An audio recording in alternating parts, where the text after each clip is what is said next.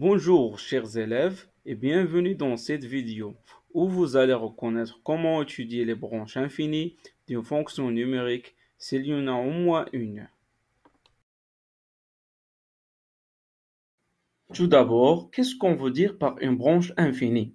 On dit qu'une courbe d'une fonction numérique admet une branche infinie lorsque la courbe de cette fonction admet des points qui tendent vers l'infini.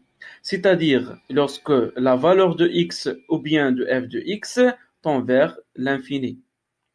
Dans un repère orthonormé, dans le cas où la courbe admet au moins une branche infinie, on distingue par la suite trois cas.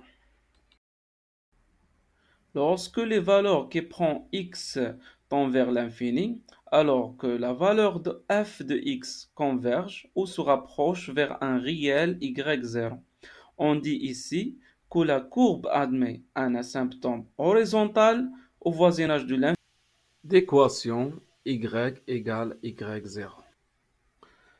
Dans l'autre cas, si les valeurs de x se rapprochent d'un réel x0, alors que la valeur de f de x tend vers l'infini, on dit ici que la courbe admet un asymptote vertical au voisinage de l'infini d'équation x égale x0.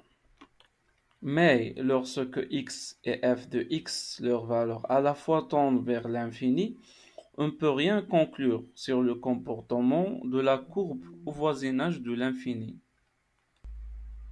La démarche consiste à comparer les valeurs de x et f de x au voisinage de l'infini. Pour cela, tout d'abord, on calcule la limite de f de x sur x lorsque x tend vers l'infini.